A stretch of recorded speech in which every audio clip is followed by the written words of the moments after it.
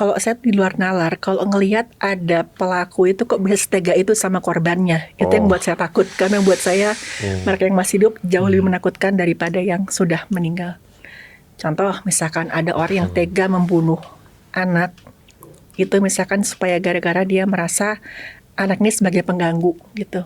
Anak Kandung. Ya, anak kandung ini sebagai pengganggu dan dihantam terlalu keras. Kemudian ketika anak ini minta tolong, rintih kesakitan, si pelaku ini malah pergi sama teman-temannya.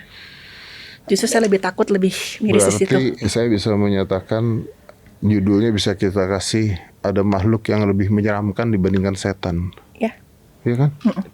Ya itu manusia. Maksudnya biarin meronta-ronta kesakitan, dia pergi aja. Dia pergi aja. Dia gitu. menikmati anak kecil itu. Dia nggak peduli. Nggak peduli lebih yang anak ini dianggap sebagai beban, dan dia tuh pokoknya jangan sampai anak ini mengganggu senang-senangnya saya. Ini anak kecil dok. Anak kecil. Kayak orang baby blues gitu. Dibilang baby blues sih enggak juga cowok, ya, kan? karena ini cowoknya. Perempuan sih, memang si ibu ini. Usia gitu. berapa anaknya? Anaknya tuh usia masih di bawah 10 tahun. Dan sorry maaf, keadaan seperti apa waktu dokter lihat? Maksudnya dipukul kah atau diapain? Yang saya lihat tuh anaknya sudah nggak pakai pakaian. Katanya ditemukannya itu di kamar mandi dan sudah penuh dengan luka. Dan itu pun si pelaku masih berbohong, ngomongnya anaknya jatuh.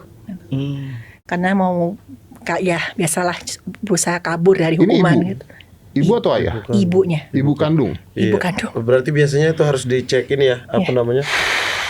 Kejiwaan ya. Kejiwaannya iya. Pasti dari tadi semua cerita dengar ini gue merinding. Iya, sumpah ini aku mau muntah tadi tiba-tiba.